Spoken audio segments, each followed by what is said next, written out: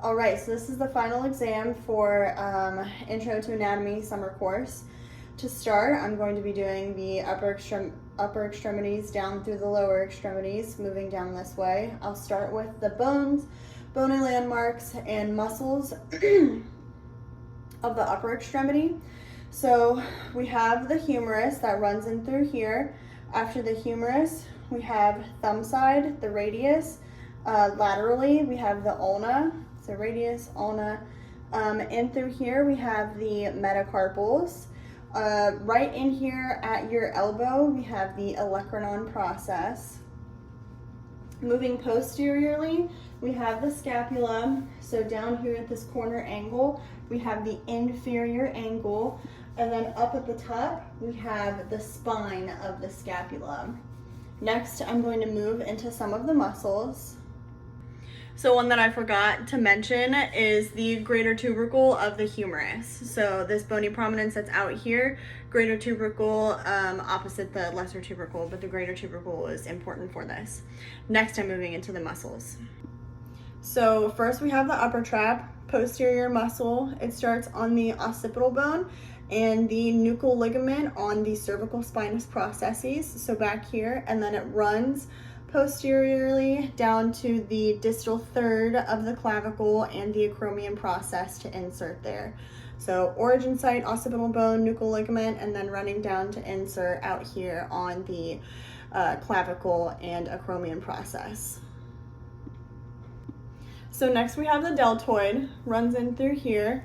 So there are three parts to the deltoid, the anterior, middle, and posterior. All three have the same insertion site as the deltoid tuberosity in the middle of the humerus.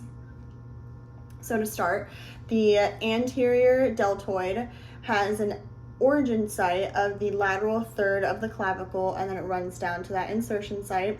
The middle deltoid originates on the acromion process and then runs down to that same insertion site, and then posteriorly running along the spine of the scapula to originate there and then run and insert on that same deltoid tuberosity.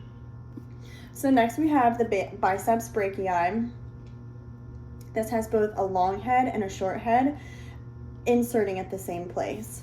So for the biceps, the long head originates at the supraglenoid tubercle of the scapula and then inserts on the radial tuberosity.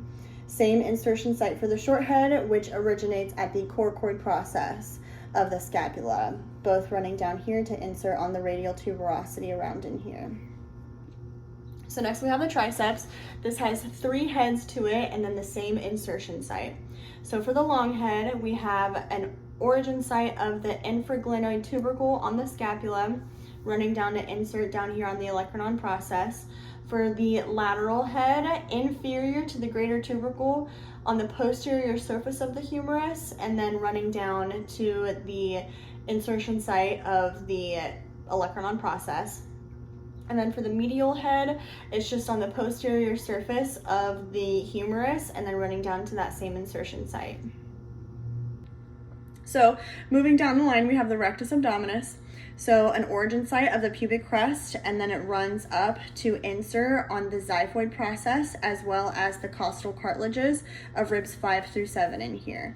So all in through here.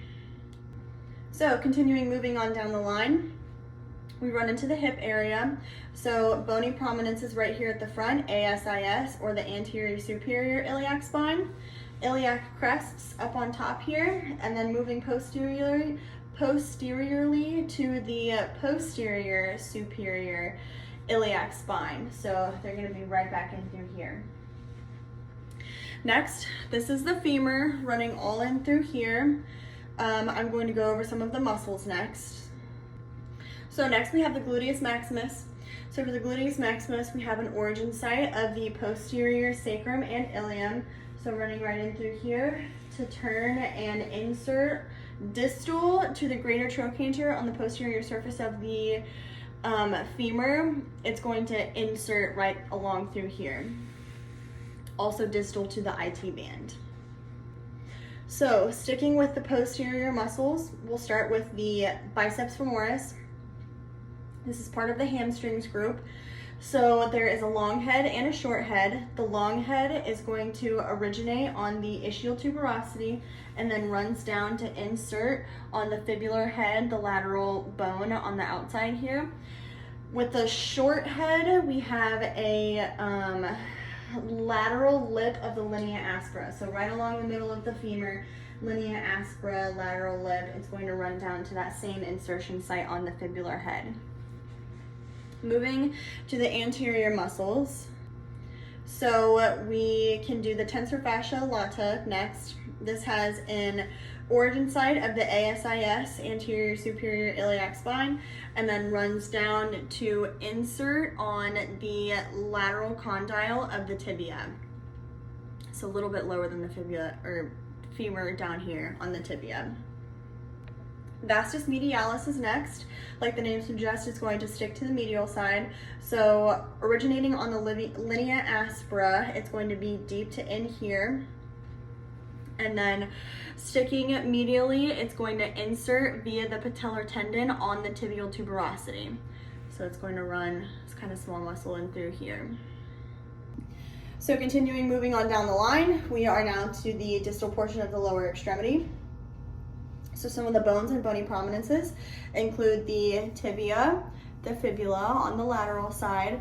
This is the fibular head up through here. This bony prominence is the tibial tuberosity. Following the tibia down on the medial side, this is the medial malleolus, which articulates with the tarsals, or the foot bones in here. Then we run into the metatarsals and then the foot phalanges, or the phalanxes, at the far distal end of the lower extremity. Last muscle we move into is the gastrocnemius. So like I mentioned, the last muscle that I have is the gastrocnemius. This is a posterior muscle. It has an origin site of the medial and lateral condyles of the femur.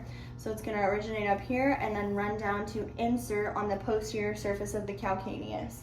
So right in through here. Those are all of the bones, bony prominences and muscles that I have for this final exam. Last video, thank you, and bye.